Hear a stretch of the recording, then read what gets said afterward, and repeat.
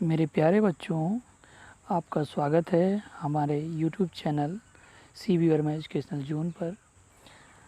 अभी तक आप लोगों ने जो मेरी वीडियो अभी तक पढ़ी हुई हैं उसमें आपने 11th क्लास की केमिस्ट्री के सिलेबस को देखा होगा, ठीक है। और उसकी पहली यूनिट को मैंने स्टार्ट भी कर दिया है। आज हम डिस्कशन करेंगे 12th क्लास की केमिस्ट्री के सिलेबस के बारे में, जिसमें आज हम बात करेंगे उसका हिंदी मीडियम सिलेबस जो होगा, फिर नेक्स्ट वाली दूसरी वीडियो में हम इंग्लिश मीडियम का अलग, ठीक है। तो बात करते हैं पहली यूनिट की। देखिए, पहली यूनिट में आपको पढ़ना है जो ठोस अवस्था, ठीक। तो इसमें देखिए क्या क्या पढ़ना है आपको। अब जो इस बार का यूपी बोर्ड का सिलेबस था उसमें आपका ये चीज़ बैंड थ्योरी से यहाँ तक से सब चीज़ें हटा दी गई हैं। ये चीज़ें जो हैं ये हटा दी गई हैं, ये आपको नहीं पढ़ने हैं। लेकिन ध्यान दीजिएगा, यहाँ पर जो है आपको जितने भी एंट्रेंस एग्ज़ाम होते हैं, ठीक है, JEE mains, NEET, BSc entrance exam, उनके लिए ये चीज़ें पढ़नी है। तो आपको सब चीज़ें लेकर चलना है कि भाई कोई एग्ज़ाम करना है, क्रैक करना है, तो ये नहीं कि ये चीज़ें छोड़ के चलें, ठीक है। जब आपको यूपी बोर्ड का पेपर देने जाना है या किसी भी बोर्ड का CBSE ISC बोर्ड का पेपर देने जाना है, तो जो चीज़ें सिलेबस में हैं उनको हम पढ़ लेंगे। बाकी चीज़ें जो जिस एग्ज़ाम के लिए आप प्रिपेयर कर रहे हैं उस एग्ज़ाम के लिए वो चीज़ें लेकर चलनी है, ठीक है। तो चलो बात करते हैं। देखो, इसमें सबसे पहले आपको क्या पढ़ना है, इसके अंदर अवस्था क्या होती है ना, स्टेट्स ऑफ मैटर क्या है, स्टेट क्या है, ठीक। तो जो हम फर्स्ट ईयर में टॉपिक पढ़ा चुके हैं, अभी उसमें चल रहा है, तो उसमें हम फर्स्ट ईयर में आप लोगों ने जो पढ़ चुके हैं वो पढ़े भी होंगे कि मैटर होता क्या है, द्रव्य होता क्या है। द्रव्य को 3 भागों में बांटा गया, ठीक है, मेनली द्रव, गैस और ठोस में, ठीक। तो उसमें ये चीज़ें देखी गई कि उनके बीच कौन कौन सा इंटरेक्शन लग रहा था, ठीक है। ठोस के बीच ज़्यादा लग रहा था, द्रव के बीच ठोस गैस से कम, गैस से ज़्यादा और ठोस से कम लग रहा था। फिर देखो इनको ठोस को डिवाइड कैसे कैसे किया गया, तो मुख्यतः पहले हम उसको 2 भागों में बांटे थे स्टेट के बिहार पर, कि देखे थे। एक तो था हमारा क्रिस्टलीय और दूसरा अक्रिस्टलीय, ठीक है, जिसे सुपर कूल्ड लिक्विड भी कहते थे, ठीक। अब इनमें जो है किस प्रकार के बंध पाए जाएंगे, ठीक है, कौन कौन से ठोस हो सकते हैं। तो सबसे पहले मॉलिक्यूलर या आणविक ठोस की बात करेंगे, जैसे CO2 आपको पता है एक क्या है, अणु है, ठीक है। अब दूसरे CO2 के बीच जो इंट्रैक्शन हो रहा होगा, अगर इसको सॉलिड फॉर्म में चेंज कर दें, ठीक, तो ये जो बनेगा ये क्या कहलाएगा, आणविक ठोस कहलाएगा, ठीक। आयनिक ठोस जैसे NaCl है, ये क्या है, आयनिक ठोस है, ठीक। और सहसंयोजक जैसे बात करो, जितने भी हमारे सिलिकेट हैं, ठीक, या फिर कार्बन के जितने भी हैं वो सब क्या कहलाएंगे, सहसंयोजक। धात्विक ठोस क्या कहलाएंगे, जैसे मेटल, जिंक की बात करें, ठीक। और तो जिंक वाले क्या हो जाएंगे, ये हमारे धात्विक ठोस हो जाएंगे, ठीक। और अभी मैं आपको बता ही चुका 2 चीज़ें हैं, अक्रिस्टलीय और क्रिस्टलीय, ठीक। अक्रिस्टलीय में कौन आते हैं, जैसे रबर हुआ, ग्लास हुआ, है ना। और क्रिस्टलीय में जितने भी, जैसे NaCl। तो अब इसमें बात करो, जैसे बात कर रहे हैं रबर की, तो आपको पता है कि इनकी कोई रेंज फिक्स नहीं होती। आपको हम बताएंगे कि दोनों का डिफरेंस देखेंगे, वहाँ पर बहुत इंपॉर्टेंट है ये अक्रिस्टलीय और क्रिस्टलीय ठोस में अंतर, दोनों में ये आपको आना चाहिए, ठीक। तो इसमें ये सब बातें करेंगे कि कैसा कैसा बैंड इसके अंदर बनता है, कौन कौन से अरेंजमेंट होते हैं, रेगुलर अरेंजमेंट, नियमित अरेंजमेंट होगा, नियमित व्यवस्था में छपे होंगे, बने होंगे कि नहीं बने होंगे, ये सब चीज़ें देखनी है, ठीक। अब देखो नेक्स्ट में आपको ये देखना है कि 2 डायमेंशनल मतलब द्विविमीय क्या होता है, कि 2 डायमेंशन में कैसे बनाओगे। जैसे आपको बोर्ड पे क्या दिखता है, जो भी लिखते हैं 2 डायमेंशन में दिखता है। कोई भी चीज़ अगर 3D व्यू करनी है तो क्या होना पड़ता है, आपको तीसरी भुजा भी पता होनी चाहिए। भाई लंबाई चौड़ाई 2 चीज़ें पता हैं तो आप हमेशा बोर्ड की बात करोगे, प्लेन की बात करोगे, X और Y एक्सिस की बात करोगे। अगर तीसरी की बात करनी है तो आपको ये चीज़ें देखनी चाहिए कि तीसरी एक्सिस भी प्रेजेंट हो। जैसे हम NaCl का स्ट्रक्चर बनाएंगे तो कोई भी स्ट्रक्चर होगा, देखेंगे क्यूबिक होगा या फिर ट्राइगोनल हो सकता है, तो बहुत सारे इस तरह के स्ट्रक्चर बनेंगे, ठीक। अब आगे चल के बात करते हैं एकक कोष्ठकाओं की, ठीक। तो इसमें देखो एकक कोष्ठकाओं में आपको 3 चीज़ें देखनी है। एक तो SCC मेनली, वैसे होती बहुत हैं लेकिन आप SCC, BCC, FCC, ठीक। SCC में क्या है, ये साधारण क्रिस्टल सिस्टम है, ठीक। इसका निकाय देखेंगे, फिर काय केंद्र का देखेंगे, ठीक, इसमें फलक केंद्र का देखेंगे, तो तीनों चीज़ों को इसमें देखेंगे। अब इसमें देखो इसके संकुलन क्षमता क्या होगी। भाई कोई भी पार्टिकल है, जैसे मान लो आपको पता है कि इस तरह सर्कल रखे गए, ठीक है, स्फीयर रखे गए, गोले रखे गए, गोले अगर रखोगे, अरेंजमेंट करोगे, अब देखो दूसरा गोला मैंने इसी को टच करते हुए रखा तो यहाँ पर कोई ना कोई स्पेस बन गई कि नहीं, यहाँ पर कोई ना कोई स्पेस बची है, और जब स्पेस बची तो इसका मतलब इसके अंदर कोई ना कोई रिक्त स्थान बच गया होगा। और जब रिक्त स्थान बच जाएगा बेटा तो क्या होगा, वहाँ पर क्या होगा, फुल्ली पैक नहीं कर सकते। अगर हमने मान लो इतना वैल्यूम मान रखा है इस क्यूब का, इस घन का या घनाभ का, कुछ भी हो, अब जैसे यहाँ पर हमने एक रखा, फिर यहाँ रखा, तो यहाँ तीसरा रखा, तो इनके बीच एक जगह बच गई कि नहीं बच गई। यहाँ पर जो जगह बच गई, उस जगह बचने की वजह से क्या होगा, पूरा तो हम पैक कर नहीं पाएंगे, और जब पूरा पैक नहीं कर पाएंगे तो इसका मतलब क्या हो गया कि उसके अंदर कोई ना कोई अभी खाली जगह बची हुई है, यानी कि पूरा पैक नहीं कर पाएंगे।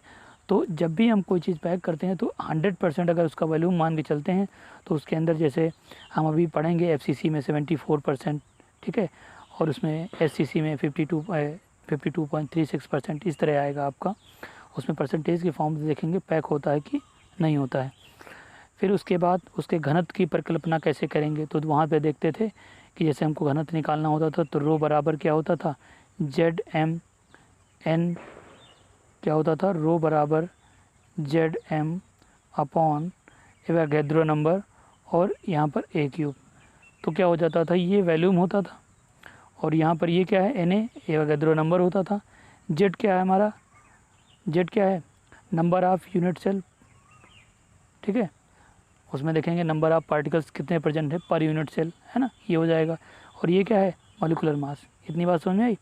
अब उसके बाद देखो क्या करेंगे, ठोसों में संकुलन देखेंगे कि रिक्तियाँ उसके अंदर कितनी हैं। तो अगर पहली बात करें हम, तो सबसे पहले हम त्रिकोणमितीय देखेंगे, कौन सा रिक्त स्थान है उसके अंदर, त्रिकोणमितीय वाइड क्या है। तो जैसे हम एक आधी बात कर लेते हैं, जैसे देखो यहाँ पर मान लीजिए 3 रखे हुए, आपको पता है ट्राइगोनल ज्योमेट्री बनाने के लिए आपके पास 3 मॉलिक्यूल होने चाहिए। अब जब 3 मॉलिक्यूल हैं तो इसका मतलब इसके बीच में एक जगह बच गई, और जब जगह बच गई ये क्या कहलाएगी, इस तरह की अगर आकृति में कोई भी वाइड प्रेजेंट है तो उसको क्या बोलेंगे, त्रिकोणमितीय रिक्ति बोलेंगे। ठीक, इसी तरह हमारी क्या हो जाएगी, चतुष्फलकीय वाली हो जाएगी, अष्टफलकीय हो जाएगी, सबकी बात करेंगे एक एक करके। अब देखो आगे चल के क्या, परमाणुओं की संख्या कैसे निकालोगे, ठीक है, इनको देखेंगे। इसी में नंबर ऑफ मॉलिक्यूल्स, जैसे हमको कोई मोल से दिए हुए हैं तो वहाँ से देखेंगे कि एक मोल में आपको पता है 6.023 इंटू 10 की पावर 6.023, Na की नंबर क्या होता है 6.023 इंटू 10 की पावर 23। कोई भी चीज़ है, पार्टिकल है, जैसे हमने कहा कि 1 मोल आपके पास फ़ैन है, ठीक है, 1 मोल आपके पास कोई भी पार्टिकल है, पेन है, कुछ भी है, तो इसका मतलब, उसका मतलब क्या हुआ 6.023 इंटू 10 की पावर 23 पार्टिकल उसके अंदर होंगे। नेक्स्ट बात करेंगे हम बिंदु दोष की। उसके अंदर देखो बिंदु दोष में क्या है कि जैसे हम 2 चीज़ें, उसमें पहली बात उसको डिवाइड करेंगे हम 4 टाइप से। कोई भी हमारा दोष होता है उसको 4 टाइप से डिवाइड करते हैं। सबसे पहला जो है, सबसे पहला क्या होगा आपका, देखिए जो सबसे पहला आपका दोष है उसके अंदर बात करेंगे सबसे पहले बिंदु दोष की। अब भाई क्या हो, एक पार्टिकल निकल के दूसरी जगह चला जाए तो वहाँ पर बिंदु दोष हो जाएगा, ठीक, तो ये बात हो गई। दूसरी क्या होती है कि सतह पर दोष हो, सॉरी दूसरी दोष जो है हमारी रेखीय दोष हो, लाइन दोष हो, ठीक है, वो जो हो जाएगा, ठीक, ये अब पार्टिकल लाइन में पूरे निकल रहे हो। अब तीसरी बात जो हो जाएगी हमारी सरफेस, यानी कि पृष्ठ की बात हो जाए, पृष्ठ का डिफेक्ट हो, वहाँ पर ये बात करेंगे। चौथी आपकी बात करेंगे वॉल्यूम के रिस्पेक्ट में कि उसका आयतन के रिस्पेक्ट में क्या उसके अंदर परफेक्शन है, क्या उसका इम्परफेक्शन आया है, मतलब क्या उसमें दोष आया है, इन बातों को बात करेंगे, ठीक है, ये चीज़ें हो जाएंगी। फिर नेक्स्ट आपका बात करेंगे इसमें कि उसका चुंबकीय गुण क्या होगा, प्रतिचुंबकीय है, अनुचुंबकीय है ना। फिर आपको पता है आयरन क्या है, लौह चुंबकीय है। तो इन सब में देखेंगे कि कैसे कैसे पार्टिकल अरेंज हैं और किसमें अनपेड इलेक्ट्रॉन ज़्यादा होंगे। ये तो हम वहाँ पढ़ते हैं इनऑर्गेनिक में ये सब चीज़ें ज़्यादा, लेकिन यहाँ पर क्या देखेंगे, उनका अरेंजमेंट के बिहाफ पर उसके चुंबकत्व की बात करेंगे। फिर बैंड थ्योरी पढ़ेंगे, ठीक है, बैंड थ्योरी में पढ़ेंगे कि उनके बीच में गैप क्या है, कंडक्शन बैंड और वैलेंस बैंड के बीच में गैप क्या है। गैप भाई बहुत कम है तो कंडक्शन होगा, ठीक है, अच्छा होगा, बहुत दूरी बढ़ जाएगी तो क्या हो जाएगा, एनर्जी नीचे से दोगे, एक्साइटेशन से में पहुँच नहीं पाएगी तो क्या होगा, उसके अंदर ये चीज़ें नहीं हो सकती। फिर नेक्स्ट बात करेंगे हम किसकी, चालक के बारे में, कंडक्टर क्या होता है, फिर सेमी कंडक्टर या फिर चालक, अर्धचालक और कुचालक। तो आपको पता है चालक क्या है, जिसके अंदर हम करंट फ्लो करें और करंट फ्लो हो जाए। अर्धचालक को क्या करते हैं, उसके अंदर इम्प्योरिटी मिला के बनाते हैं, ठीक है। जैसे हम बात करें नाइट्रोजन और फास्फोरस जो है 13 और 15 ग्रुप के एलिमेंट हैं। इसको अगर 14 ग्रुप वाले किसी जैसे सिलिकॉन एलिमेंट में हमने क्या किया, इम्प्योरिटी मिलाया, और इस इम्प्योरिटी की वजह से उसके अंदर एक इलेक्ट्रॉन कम है, तो इसका मतलब वो इलेक्ट्रॉन कैरियर होगा, वो क्या एक्सेप्ट कर सकता है। अगर कोई ऐसा पार्टिकल है जो इलेक्ट्रॉन देने के योग्य है, तो वो क्या करेगा, एन टाइप सेमीकंडक्टर बनाएगा या अर्धचालक बनाएगा, और जो ले रहा होगा वो क्या बनाएगा, पी टाइप, मतलब उसके अंदर होल क्रिएट होंगे और पी टाइप का सेमीकंडक्टर बनाएगा। इतनी बात समझ में आई कि नहीं? ठीक, अब बात करते हैं नेक्स्ट यूनिट की। देखो नेक्स्ट यूनिट में किसकी बात करेंगे, सॉल्यूशन की है, विलयन की है। अब विलयन में देखो क्या क्या है। पहली बात है विलयन की, सबसे पहले आपको देखना है विलयन है क्या। यहाँ पर सबसे पहले आपको देखना है विलयन है क्या। तो इसके अंदर देखिए, जैसे मान लीजिए ये हमारा सॉल्यूशन रखा हुआ है, ठीक, इसके अंदर क्या होगा, एक सॉल्यूट होगा, क्या होगा, एक सॉल्यूट होगा, और दूसरा क्या होगा, सॉल्वेंट होगा। तो जैसे एक आप एक का बनाइए, डिब्बा बनाइए, उसके अंदर देखिए, अब यहाँ पर कोई वेसल रखा हुआ है, उसके अंदर एक क्या है, सॉल्यूट पार्टिकल है, दैट मीन्स इसके अंदर क्या है, विलेय है। जो घोला जाता है उसको विलेय कहते हैं, और जिसमें घुलता है उसे विलायक कहते हैं। ये चीज़ें हो जाएंगी आपकी। आप विलायक, जैसे आप शरबत बनाइए, मान लीजिए शरबत के अंदर आपने क्या किया, चीनी डाला और पानी डाला, तो दोनों चीज़ें मिलकर क्या बने, एक प्रकार का विलयन बन गया। विलयन ऐसी चीज़ें हैं जो नॉन रिएक्टेंट पार्टिकल हों, आपस में एक दूसरे से अभिक्रिया ना कर रहे हों। अगर अभिक्रिया कर रहे होंगे तो वो विलयन नहीं कहलाएंगे, मतलब कि विलयन एक प्रकार का समांगी मिश्रण है, ठीक है। उसमें ये चीज़ें देखेंगे, विषमांगी भी हो सकता है, लेकिन हम यहाँ डिस्कशन किसकी कर रहे हैं, बाइनरी सॉल्यूशन की, ठीक है, जिसमें दो ही लोग मिले हों, एक सॉलिड और दूसरा सॉल्वेंट, ठीक। ये बात करेंगे यहाँ पर। अब देखो, अब इसके प्रकार कौन कौन से हो सकते हैं भाई, सॉलिड लिक्विड में मिला हो, ठीक, लिक्विड के साथ गैस हो, गैस के साथ गैस हो, लिक्विड के साथ लिक्विड हो, इस तरह के आपके 9 टाइप बन जाएंगे। तो उनके सबके प्रकार की बात करेंगे। फिर उसके सांद्रता, ये बहुत इंपॉर्टेंट है, विलयन की सांद्रता, ठीक है, इसको बहुत आपको ध्यान से पढ़ना है। इसके मोल कॉन्सेप्ट से एक क्वेश्चन पक्का है आपका किसी भी एंट्रेंस एग्जाम में, तो आना ही आना है, चाहे जो आप पढ़ रहे हो, ठीक। तो इसमें हम बात करेंगे किसकी, उसके अंदर बात करेंगे 3 चीज़ों की। एक तो आपकी बात करेंगे, सबसे पहली बात कंसंट्रेशन बाई परसेंटेज क्या होता है, कि जैसे मान लीजिए वेट में, वेट आपने मिलाया तो कैसे मिलाया, ठीक, वेट को वैल्यूम में मिलाया, ठीक, मैंने आपने सॉलिड लिक्विड में मिलाया तो कैसे परसेंटेज निकालेंगे। फिर मोलैरिटी, मोलरता, ठीक है, और मोल प्रभाज, इन सब की बात करेंगे। फिर आगे चलते हैं। अब देखो आपको क्या पढ़ना है, फिर गैसों की द्रव्य में विलयता क्या है, सॉल्बिलिटी देखेंगे कि पूरा संपूर्ण सॉल्युबल हो जा रहा है कि नहीं हो जा रहा है, ठीक है, विलयता होती क्या है, इसकी बात करेंगे। फिर ठोस विलयन क्या होता है ना। फिर अणु संख्या क्या होती है, इनकी क्वालिटेटिव प्रॉपर्टीज़ की बात करेंगे, अणु संख्या गुणधर्म, ठीक, इनकी अब देखो इसमें जो 4 प्रॉपर्टी हैं, आपका वाष्प दाब का अपेक्षिक अवनमन, राउल्ट का नियम, क्वथनांक का नियम, हिमांक का अवनमन, परासरण दाब और क्वालिटेटिव प्रॉपर्टीज़, ठीक, और आणविक द्रव्यमान, इन सबको बहुत अच्छे से पढ़ना है। इनसे क्वेश्चन कोई भी बोर्ड आप ले लीजिए, एक लॉन्ग क्वेश्चन बनता ही बनता है। इन 4 प्रॉपर्टीज़ में से आपका एक आना है, ठीक। आगे बात करेंगे असामान्य आणविक द्रव्यमान की, ठीक।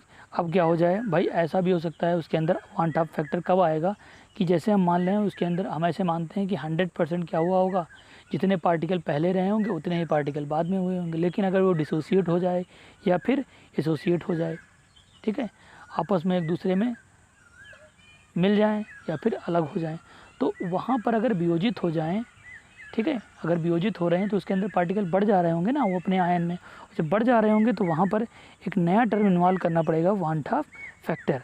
जैसे हम बात करेंगे, मान लो हम बात करें कि इसकी परासरण दाब की, तो ये फार्मूला होता है। तो ऐसे ये नॉर्मल है जब क्या वियोजित ना हो रहा हो तब की बात है, ठीक है, या फिर आपस में मिल जा रहे हों, तो यहाँ पर टर्म एक यूज करेंगे आई, जिसे वान टॉप फैक्टर कहेंगे। इस टर्म को मल्टीप्लाई करेंगे, ये बताएगा कि कितना गुना बढ़ रहा है या फिर घट रहा है, ठीक, ये बात हो गई। फिर उस पर आधारित गणनाएँ करनी, ये दूसरी यूनिट हो गई। अब चलिए नेक्स्ट यूनिट में चलते हैं। नेक्स्ट यूनिट आप क्या है, विद्युत रसायन है, वैद्युत रसायन, ये बहुत इंपॉर्टेंट फिजिकल के टॉपिक हैं, ठीक। इनको हम सबसे पहले स्टार्ट करेंगे और इनको आपको बहुत ध्यान से पढ़ना है, बहुत मज़ा आएगा इनको पढ़ने में, कोई दिक्कत नहीं होगी। अब देखो आपने फर्स्ट ईयर में चैप्टर कौन सा पढ़ा होगा, ऑक्सीकरण और अपचयन। वहाँ से हमको समझ में आएंगी कि कौन कौन सी चीज़ें होती हैं। ऑक्सीकरण क्या होता है भाई, इलेक्ट्रॉनों को निकलना ऑक्सीकरण कहलाता है, इलेक्ट्रॉनों को जुड़ना अपचयन कहलाता है, ये बात करेंगे। फिर उसके अंदर चालकत्व क्या होता है, यहाँ पर चालकत्व लिखा है, चालकत्व होता है, ठीक। चालकत्व क्या होगा, ठीक। विशिष्ट चालकत्व क्या होगा, ठीक। और विशिष्ट प्रतिरोध क्या होगा, प्रतिरोध क्या होगा, इनकी बात करेंगे। फिर मोलर चालकता की बात करेंगे, तुल्यांक चालकता की बात करेंगे, ठीक, इनकी बात करेंगे। फिर सांद्रता के साथ चालकत्व में परिवर्तन, कैसे कैसे कौन से परिवर्तन आएंगे कि अगर हम क्या कर रहे हैं, कंसंट्रेशन बढ़ा रहे हैं या सांद्रता बढ़ा रहे हैं तो क्या हो रहा है, उसका आयतन बढ़ा रहे हैं तो क्या हो रहा है, ठीक। अब उसके बाद बात करेंगे कोलराउस नियम की। हम दो चीज़ें देखेंगे वहाँ पर, आपको दो चीज़ें मिलेंगी, एक होगा प्रबल विद्युत अपघट और दूसरा दुर्बल विद्युत अपघट। जैसे प्रबल विद्युत अपघट की बात करें तो प्रबल विद्युत अपघट जो होते हैं जो पूर्णतः लगभग वियोजित हो जाएं, और दुर्बल विद्युत अपघट कौन होते हैं, जो पूर्णतः वियोजित ना हो। और जो पूर्णतः वियोजित हो जाएंगे तो क्या होगा, उनको हम प्रबल विद्युत अपघट कहेंगे। अब क्या होता है कि प्रबल विद्युत अपघट के लिए हम ग्राफ बनाते हैं एक, तो ठीक। अब देखो प्रबल विद्युत अपघट के लिए अगर ग्राफ बनाएंगे तो वहाँ पर हमने देखा कि जब ग्राफ बनाएंगे तो एक इक्वेशन पढ़नी पड़ती है यहाँ पर, डिवाई हुकल ऑनसागर इक्वेशन। तो हम देखते हैं स्ट्रेट लाइन एक ग्राफ बन जाता है। तो इससे क्या करेंगे हम, प्रैक्टिकली जितने भी प्रबल विद्युत अपघट होंगे उनको बारे में निकाल लेंगे। यहाँ पर क्या होगा, इधर हमारा मोलर कंडक्टेंस होगा और इधर क्या होगा, कंसंट्रेशन होगा। इन दोनों में यहाँ पर जहाँ पर कुछ भी नहीं मिला होगा, मान लीजिए इन्फिनाइट डायल्यूशन हो, उसके अंदर कुछ भी ना मिला है, तो वहाँ पर एक वैल्यू निकल आएगी। तो इस तरह आप स्ट्रॉन्ग इलेक्ट्रोलाइट के बारे में निकाल सकते हैं। और कोलराउस नियम क्या करता है, रिलेशन फिट करवाता है किसके बीच में, वीक इलेक्ट्रोलाइट और स्ट्रॉन्ग इलेक्ट्रोलाइट के बारे में। तो वहाँ पर इक्वेशन क्या है, अब उसके आयन फॉर्म में लिखोगे, फिर देखोगे कहाँ कहाँ कौन सा बना है, फिर लिख लेंगे। फिर डिटेल एनालिसिस करेंगे चैप्टर में आने के बाद, क्योंकि बहुत लंबी वीडियो हो जाएगी फिर सिलेबस में ही। नेक्स्ट बात करते हैं, आप देखो उसके बाद सेल के बारे में। अब सेल में यूपी बोर्ड में हटा दिया गया है इस बार सेल, ये आपको नहीं पढ़ना है, लेकिन क्या है, सेल आपके एंट्रेंस एग्जाम में आने हैं, ठीक। सेल के बारे में पढ़ेंगे, उसके अंदर गैल्वेनिक सेल के बारे में, सीसा संचायक सेल कौन सा है, सेल का वैद्युत वाहक बल, फिर ये आपको पढ़ना है पूरा नष्ट समीकरण, ठीक। ये फिर देखो जो आपको पढ़ना है, ये पढ़ना है, ये पढ़ना है, ये पढ़ना है, ठीक। ये फिर हटा दिया गया आपको, ये हटा दिया गया, ये ऊपर शुद्ध सेल से लेकर यहाँ सेल तक हटा दिया गया, बाकी आपको पढ़ना है। अब देखो सेल का विद्युत वाहक बल क्या होता है, जैसे ई नॉट सेल देखते हैं, E nought cathode minus E nought anode, पढ़ते हैं ना ये चीज़ें, E nought cathode minus E nought anode, इन सब के बारे में पढ़ेंगे। फिर नष्ट समीकरण देखेंगे क्या होता है, रासायनिक सेलों में इसका अनुप्रयोग क्या होता है, ईंधन सेल के संरक्षण के बारे में, संचारण कैसे होगा, कोरोजन कैसे होगा उसका, ठीक है। ईंधन सेल देखेंगे, फिर संचारण, जैसे आप देखते हो आयरन मेटल पे क्या जंग लग जाती है, तो इस तरह ये सब बातें करेंगे। फिर नेक्स्ट यूनिट पे चलते हैं आपके, देखो नेक्स्ट यूनिट में क्या है, केमिकल काइनेटिक्स, बहुत ईजी चैप्टर है, आपको ये देखना है केमिकल काइनेटिक्स में क्या क्या है, ठीक। तो केमिकल काइनेटिक्स में आपको जो पढ़ना है, सबसे पहली बात है रासायनिक बलगतिकी के अंदर सबसे पहले ये चौथी यूनिट है आपका। इसमें आपको ये देखना है कि जैसे हम फिजिकल के जितने भी टॉपिक पढ़ते हैं, आपको ये देखना है कि इसके अंदर ये लॉ कौन से हैं, नियम कौन से हैं और सिद्धांत कौन से हैं। इन सब चीज़ों को हम यहाँ अप्लाई करके इसको इनऑर्गेनिक और ऑर्गेनिक केमिस्ट्री में क्या पढ़ते हैं, उनको अप्लाई करते हैं कि रिएक्शन कौन कैसी होनी है। अब देखो सबसे पहले बात करेंगे अभिक्रिया के वेग की। जैसे आर से मान लीजिए रेट से आर से पी बन रहा है, तो यानी कि क्या हो रहा होगा, यहाँ से जैसे मान लो यहाँ से ए अमाउंट था शुरुआत में, तो यहाँ पर 0 बना होगा। जब रिएक्शन स्टार्ट हुई होगी, मान लीजिए यहाँ से एक्स अमाउंट निकला, एक्स बन गया, ठीक। तो इतना कम होने में जितना टाइम लगा वही उसका क्या कहलाएगा, रेट। इसका डिफरेंस देखेंगे तो क्या आ जाएगा, dx/dt आ जाएगा। अब इनको डिफरेंस करोगे तो dx/dt आ जाएगा कि नहीं आ जाएगा, तो ये क्या हो गया, इसका रेट हो गया। इसकी बात करेंगे। फिर उसके बाद अभिक्रिया के वेग को प्रभावित करने वाले कारक के बारे में देखेंगे कि उसकी सांद्रता और ताप पर उत्प्रेरक बढ़ाने घटाने से क्या होगा। जैसे हम देखते हैं उत्प्रेरक क्या होता है, कैटलिस्ट वगैरह। आप उत्प्रेरक क्या करते हो, ऐसा कैटलिस्ट डालो, जैसे होते हैं ना कुछ लोग लड़ाई लगवा देते हैं, खुद पार्टिसिपेट नहीं होते हैं, तो उसी तरह उत्प्रेरक का काम क्या होता है, अभिक्रिया की दर को बढ़ाना, ठीक है। तो डिटेल में हम पढ़ेंगे जब चैप्टर आएगा, क्योंकि बहुत लंबी वीडियो हो जाएगी, ठीक है। अब आगे चल के अभिक्रिया की कोट देखिए, अभिक्रिया की कोट देखेंगे। फिर क्या होता है, दो चीज़ें, अभिक्रिया आणविकता और कोटि।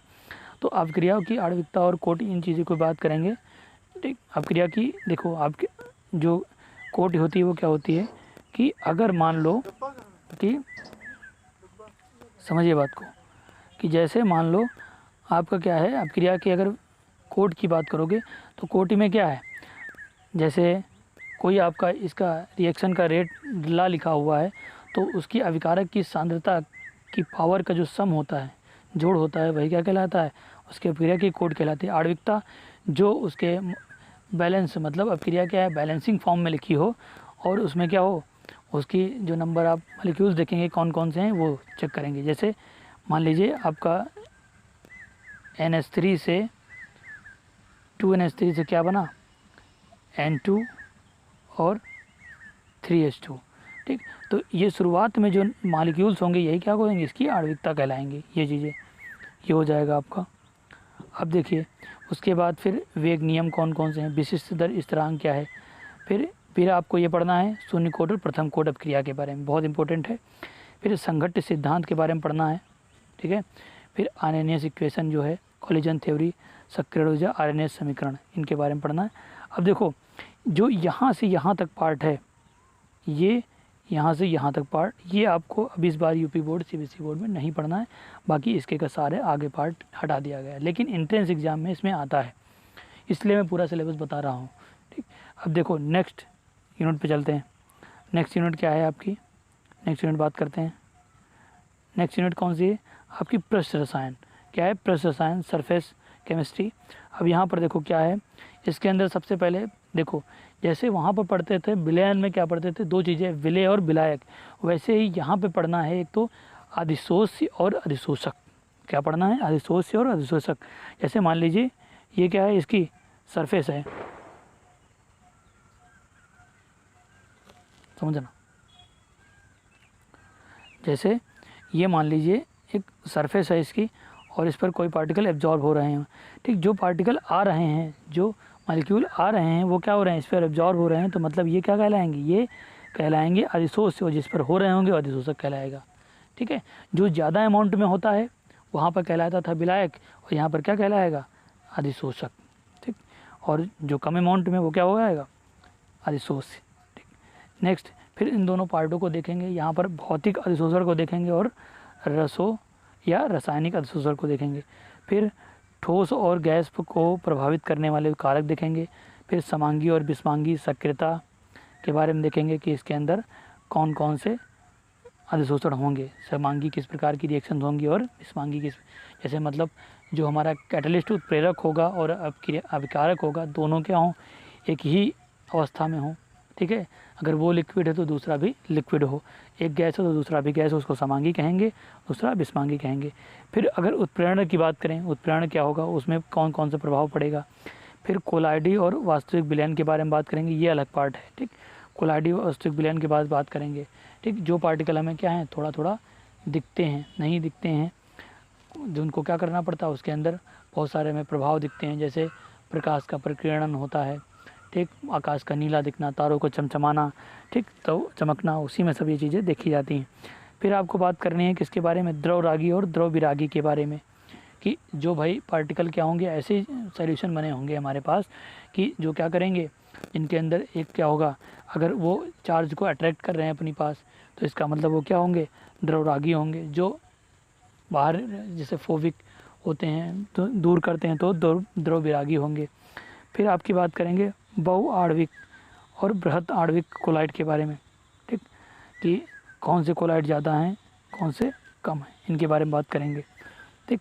फिर कोलाइडों के गुणधर्म पर बात करेंगे, टिंडल प्रभाव के बारे में बात करेंगे, ब्राउनी गति के बारे में बात करेंगे, वैद्युतकरण संचलन, स्कंदन, पायस क्या होता है, नैनो पदार्थों का प्रारंभिक विचार, इन सब के बारे में, ठीक। तो नेक्स्ट जो यूनिट है, नेक्स्ट यूनिट देखते हैं बाद में, पहले ये इसको देखो। अब इसके अंदर क्या है, पृष्ठ रसायन जो है, इसमें ये सारे टॉपिक आपको देखने हैं।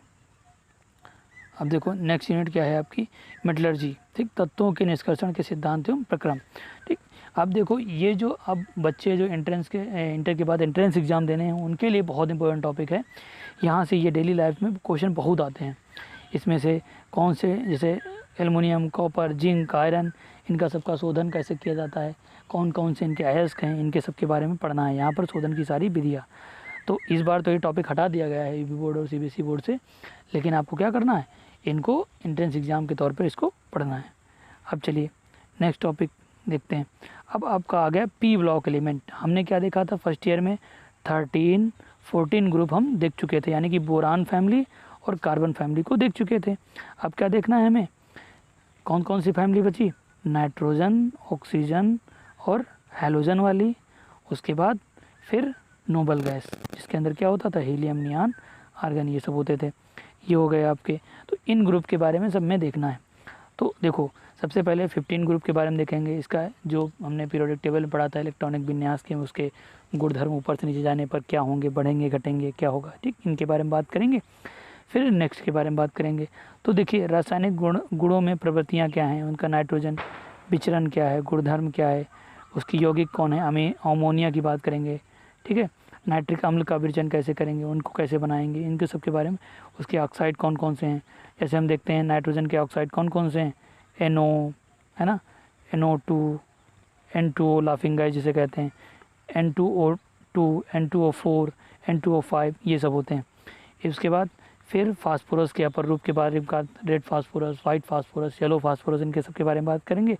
फिर इसके हाइलाइट के बारे में बात करेंगे, PCl3 और PCl5 के बारे में।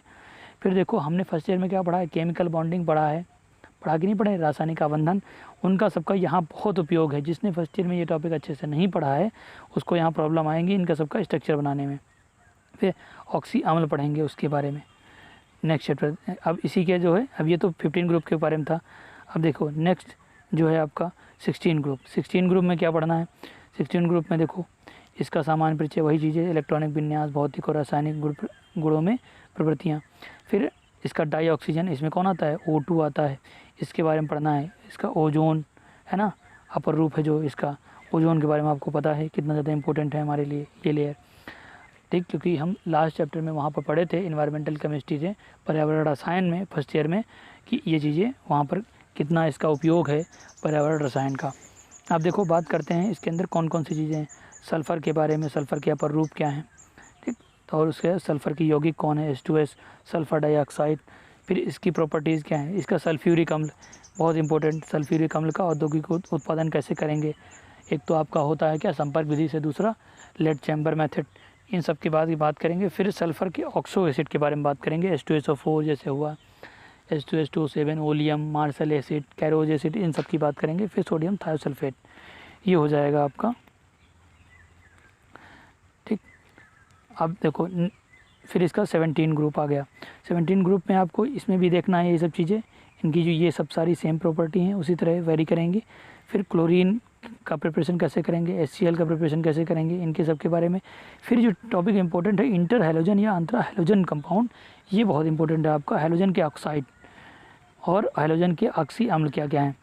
तो जैसे हम बात करें कि हैलोजन के बारे में, तो हैलोजन को देखो, जैसे अब हैलोजन से रिएक्शन कर रहा हो, ClF3 जैसे है, ठीक, BrF3, इन सब के बारे में बहुत ज़्यादा कंपाउंड पढ़ना है, इनके स्ट्रक्चर क्या होंगे, क्या से बनेगा इनका, इन सब के बारे में सब यहाँ पर केमिकल बॉन्डिंग लगेगी।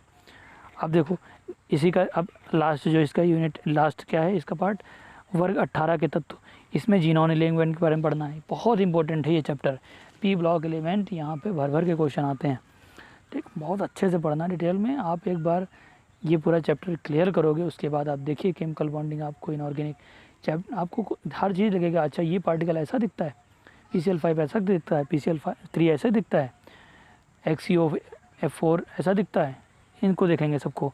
फिर जीनॉन की यौगिक के बात करेंगे, इलेक्ट्रॉनिक विन्यास, उपलब्धता कैसी है इनकी, ठीक, रासायनिक गुणधर्म के बारे में। जीनॉन के बहुत सारे कंपाउंड हैं जैसे XCO3, ठीक, XCF2, ठीक, जैसे बात करेंगे किसकी,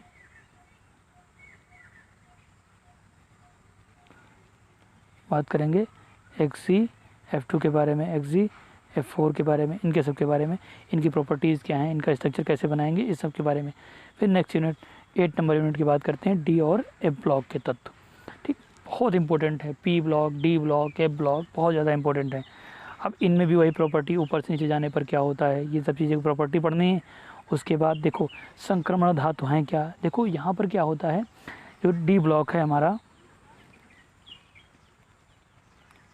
देखिए जो D ब्लॉक है वो क्या होता है, डी ब्लॉक जो है वो आपका डी ब्लॉक जो है, डी ब्लॉक के अंदर देखिए, डी ब्लॉक के अंदर दो चीज़ें आ जाती हैं, एक तो हमारा रहता है अच्छी है और दूसरा निरक्षीय, ठीक। तो अब आपके पता है D X Y D Y Z ये तीनों क्या होते हैं, D X Y D Y Z D Z X, ये क्या हो जाते हैं, ये अक्ष में ये आपके निरक्षीय हो जाते हैं। और जो ये रहते हैं डी एक्स स्क्वायर माइनस आई स्क्वायर और डी जेड स्क्वायर, ये क्या हो जाते हैं, अच्छी हो जाते हैं। तो यहाँ से ये क्या हो जाता है, यहाँ से यहाँ ट्रांजिशन करते हैं, और जब ट्रांजिशन करेंगे तो क्या है, उसके अंदर संक्रमण धातुओं के बारे में हमें पढ़ना पड़ेगा, तभी कलर होते हैं, कलर कंपाउंड पाए जाते हैं वहाँ पर। इनकी आयनन एंथैल्पी, धात्विक अभिलक्षण क्या है, ऑक्सीकरण अवस्थाएँ क्या हैं, आयनिक त्रिज्या क्या है, इनके बारे में पढ़ना है। उत्प्रेरक गुण क्यों दिखाते हैं, चुंबकीय गुणधर्म क्यों दिखाते हैं, अंतर्राष्ट्रीय यौगिक क्यों बनाते हैं, मिश्र धातु बनाना। अब देखो इसमें ये बहुत दोनों इंपॉर्टेंट हैं, इस बार तो हटा दिए गए यूपी बोर्ड से, लेकिन ये आपको पढ़ने हैं, बहुत इंपॉर्टेंट है। K2Cr2O7 और KMnO4, ठीक, ये चीज़ें हो जाएंगी। फिर देखो अब इसी के आगे जो है लैंथेनाइड और एक्टिनाइड के बारे में, ये भी बहुत इंपॉर्टेंट है, लैंथेनाइड और एक्टिनाइड के बारे में पढ़ना है, ठीक, इनकी भी बात करेंगे आगे। अब देखो जो 9th नंबर यूनिट है उसके अंदर क्या पढ़ना है, कोऑर्डिनेशन केमिस्ट्री, बहुत इंपॉर्टेंट है, बहुत ही ज़्यादा, ठीक। आपका पूरा इससे क्वेश्चन बिल्कुल फिक्स आता है कि हाँ आपका जैसे इसके नोमेनक्लेचर तो आने ही आने हैं, फिर क्या क्या पढ़ने हैं नोमेनक्लेचर में, आईपैक इसका क्या है, ठीक, इसका है VFT CFT के क्वेश्चन एक आता है ना, CFT के मैक्सिमम, कि ये बताइए इसका स्ट्रक्चर sp3d2 हो गया तो दूसरे का d2sp3 क्यों हो गया, ठीक। तो इसका पढ़ना है भाई। अब देखते हैं कि उसके अंदर पेयर्ड हो जाते हैं, कुछ के अंदर जब weak field ligand, strong field ligand, सबके बारे में बात करेंगे।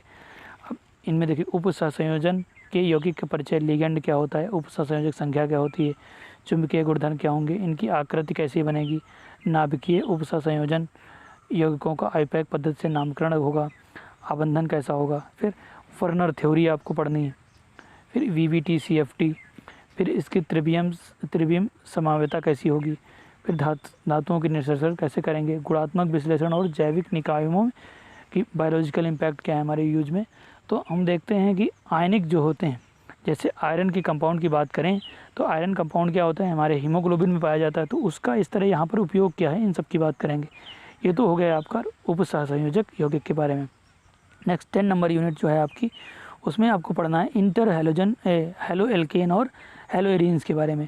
देखिए हेलो एल्केन क्या है, कोई भी आपका मान लीजिए एल्केन है, जैसे CH4 है, अब क्या करेंगे CH4 में देखिए CH3 और H रहता था, हमने क्या कर दिया, एक H को रिप्लेस किया किसी भी हैलोजन कंपाउंड से Cl से रिप्लेस किया, यानी कि क्या बन गया, CH3Cl बन गया, मतलब RCl टाइप का बन गया। तो इसका मतलब ये क्या हो गया, हैलोजन कंपाउंड हो गया, कैसा, हेलो एल्केन हो गया।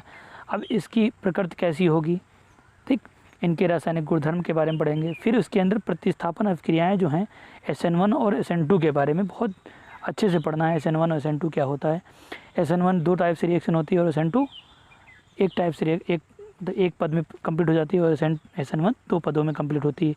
SN1 के अंदर क्या होता है, इसके अंदर एस्माइजेशन होता है, एक प्रोडक्ट हो सकता है 50-50% दोनों बन जाएं, हो सकता है क्या हो ज़्यादा कम बने। लेकिन SN2 के अंदर क्या होता है, इन्वर्जन बनता है, मतलब बैक अटैक करेगा हमेशा, ये चीज़ें देखेंगे आगे चल के। फिर RS और DL विन्यास क्या है, क्लोरोफॉर्म का विरेचन कैसे होता है, ठीक, इसके अंदर क्लोरोफॉर्म के बारे में पढ़ेंगे, ठीक। फिर आगे चल अब हेलो एरीन्स की बात करते हैं, इसके बारे में, हेलो एरीन्स के बारे में। अब हेलो एरीन में क्या है, आपको इसका प्रतिस्थापन अभिक्रियाएँ इसके अंदर बहुत इंपॉर्टेंट है। हेलोजन का दैशिक प्रभाव क्या है, कार्बोधनायन क्या है, ठीक, स्थायित्व RS और DL विन्यास यहाँ भी देखने हैं। क्लोरोबेंजीन के विरेचन के बारे में देखेंगे, डाइक्लोरोमेथेन, ट्राइक्लोरोमेथेन, टेट्राक्लोरोमेथेन, आयोडोफॉर्म, यहाँ पे फ्रेयान, ठीक, और DDT का उपयोग क्या है, इन सब चीज़ों पे कीटनाशक वगैरह होते हैं ना, इन सब के बारे में देखना है। फिर आपको जो नेक्स्ट यूनिट है 11 नंबर यूनिट, इसमें आपको एल्कोहल, फिनॉल और ईथर देखना है। तो सबसे पहले बात करेंगे एल्कोहल के बारे में, उसका नोमेनक्लेचर क्या है, ठीक है, उसकी बनाने की प्रोसेस क्या है, विरेचन की विधियाँ क्या हैं, उसके भौतिक और रासायनिक गुणधर्म के बारे में देखेंगे। जैसे हम देखते हैं कि एल्कोहल है, ईथर है, ठीक, उसका मॉलिक्यूलर कंपाउंड फार्मूला ज़्यादा होने की वजह से, वेट ज़्यादा होने की वजह से भी वो क्या रहते हैं, वो गैसीय स्टेट में है ईथर। लेकिन एल्कोहल क्या है, वो कैसा है, लिक्विड स्टेट में, तो हाइड्रोजन बॉन्डिंग वगैरह इसके बारे में देखेंगे इसके अंदर। फिर प्राथमिक अल्कोहल, द्वितीयक अल्कोहल, तृतीयक अल्कोहल के बारे में देखेंगे। तो यहाँ पर ग्रिग्नॉर्ड रिएजेंट के बारे में बात करेंगे, उसके निर्जलन के बारे में बात करेंगे, मेथेनॉल और एथेनॉल के उपयोग के बारे में बात करेंगे। फिर देखिए नेक्स्ट इसमें कौन सा है, फिनॉल, फिनॉल के बारे में फिनॉल के बारे में बात करेंगे। फिनॉल का नोमेनक्लेचर क्या है, उसकी विरेचन की विधियाँ क्या हैं, भौतिक और रासायनिक गुणधर्म क्या हैं उसके, ठीक। फिनॉल की अम्लीय प्रकृति क्या है, बहुत ये बढ़िया बढ़िया टॉपिक है। फिनॉल की अम्लीय प्रकृति क्या है, उसके अंदर हम वेरी कराएंगे, ग्रुप लगाएंगे, रिलीजिंग ग्रुप जो उसको इलेक्ट्रॉन देने वाले होंगे, इलेक्ट्रॉन लेने वाले होंगे। इलेक्ट्रॉन रागी अपक्रिया है, मतलब इलेक्ट्रॉन क्या करेंगी, जो इलेक्ट्रॉन ग्रहण करें, ठीक है। इलेक्ट्रोफिलिक सब्स्टिट्यूशन रिएक्शन है, इलेक्ट्रॉन रागी प्रतिस्थापन अपक्रियाएं, इनके बारे में पढ़ेंगे। फिनॉल के उपयोग क्या है, इनके बारे में पढ़ेंगे, ठीक। फिर देखो ईथर के बारे में पढ़ना है। ईथर क्या है, ईथर की पद्धति क्या होगी, नाम होगा, नाम पद्धति क्या होगी, विरेचन की विधियाँ, भौतिक और रासायनिक गुणधर्म के उपयोग के बारे में पढ़ेंगे, ठीक। फिर देखिए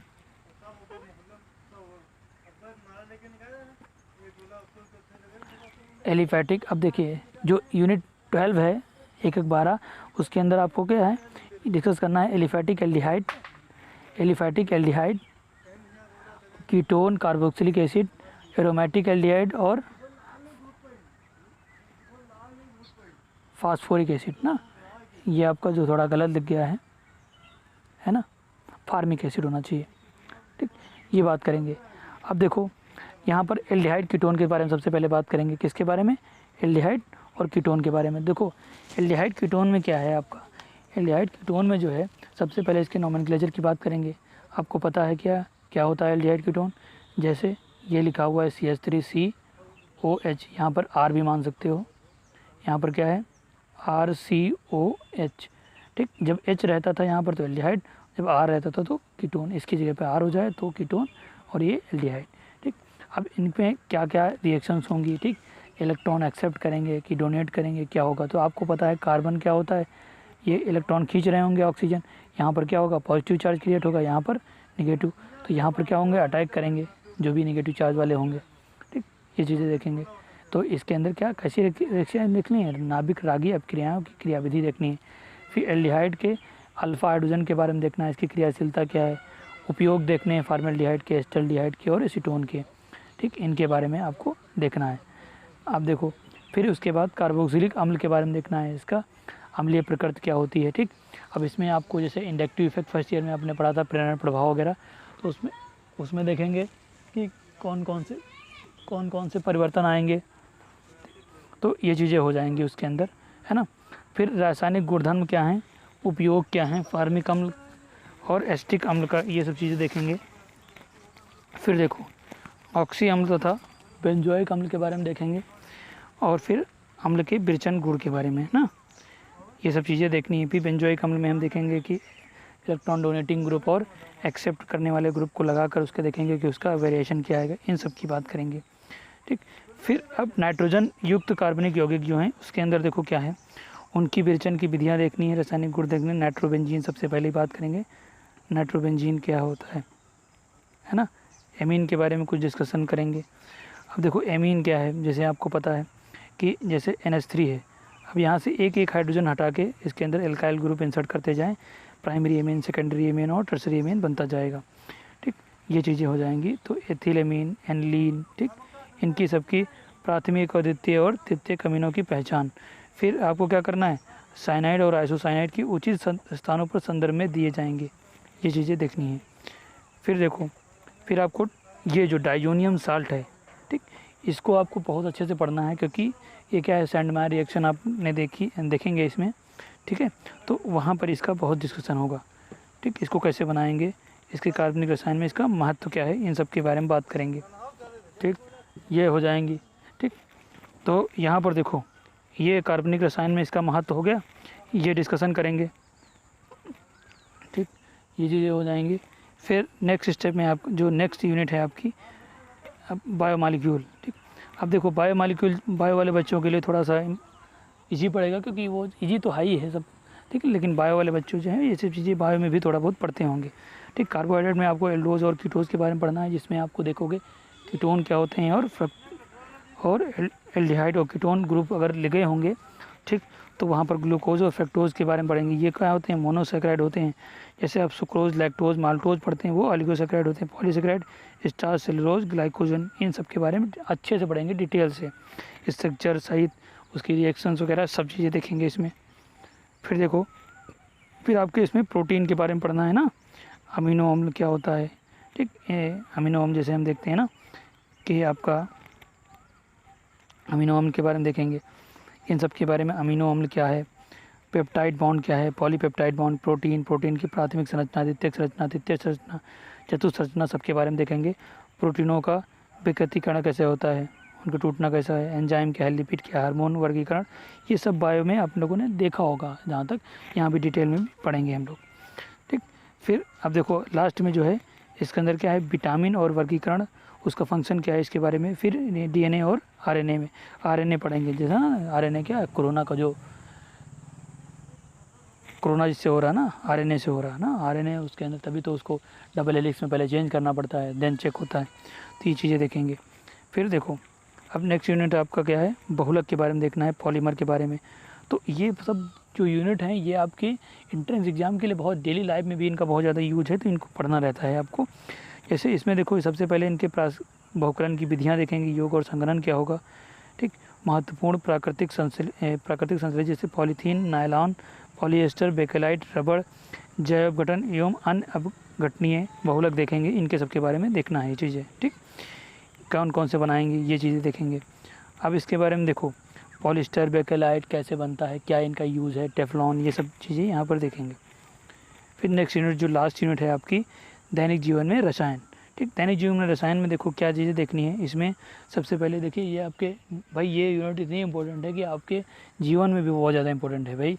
घर में सबको थोड़ी बहुत दवा का नॉलेज होना चाहिए भाई। बायो वाले थोड़ा बहुत जानते भी होंगे, जो मैथ वाले ये ना कि बायो के पढ़े ना। ठीक, तो उसके अंदर औषधियों में रसायन की पीड़ाहारी क्या है, ठीक, प्रशांतक क्या है, पूर्तिरोधी क्या है, विसंक्रामी क्या है, प्रतिसूक्ष्म जैविक प्रतिजनन क्षमता क्या है, औषधियाँ प्रतिजैविक क्या है, प्रति अम्ल, प्रतिहिस्टामिन, खाद्य पदार्थों में रसायन परिरक्षक, संश्लेषित मधुरक क्या है, प्रति ऑक्सीकारकों का प्रारंभिक परिचय क्या है, अपमार्जक साबुन जो है, संश्लेषित अपमार्जक निर्मलन क्रिया, इन सब चीज़ों के बारे में यहाँ पर देखना है। जैसे बुखार वाली दवा कौन सी होती है, दर्द वाली कौन सी, जैसे एंटीपायरेटिक के बाद जहाँ लिखा होगा तो इसका मतलब क्या है, बुखार को कम करेगा, टेम्परेचर को कम करेगा। पायर का मतलब ये आग से होता है। ठीक, तो जैसे दर्द की दवा है तो वहाँ पर फार्मूला देख के ही हमको पता चल जाता है ये चीज़ें। ठीक, तो ये आपकी 16 यूनिट हो गई टोटल। तो ठीक है, आपकी समझ में आया, ये 16 यूनिट है टोटल। और आपको इन सारी यूनिट को क्या करना है, एक जगह आपको फर्स्ट पेज में सारी यूनिट का जो सिलेबस है आपको नोट कर लेना है ना। पूरा सिलेबस पहले नोट कर लीजिए। जब फर्स्ट यूनिट स्टार्ट करिए तो उस यूनिट का पूरा आउटलाइन का फर्स्ट पेज पे ही पूरा सिलेबस लिखा होना चाहिए। ठीक है, तो इन सब हमने अभी तक आपका पूरा सिलेबस ऐसे टॉपिक वाइज बता दिया कि आपके नज़रों के सामने होना चाहिए सिलेबस में क्या क्या है। ठीक है, फिर जो फर्स्ट यूनिट स्टार्ट करेंगे तो सॉलिड स्टेट स्टार्ट करेंगे, ठोस अवस्था हिंदी में अलग होगी, पूरी यूनिट आएगी, और इंग्लिश में अलग आएगी। जो बच्चे हिंदी मीडियम में हैं वो हिंदी मीडियम वाले देखेंगे, जो इंग्लिश मीडियम में हमने पूरा प्लेलिस्ट बना दी है हिंदी मीडियम और इंग्लिश मीडियम की, दोनों आपको देखनी है। ठीक है, तब तक के लिए खुश रहिए, मस्त रहिए। ठीक है, जय हिंद, जय भारत। Okay, bye.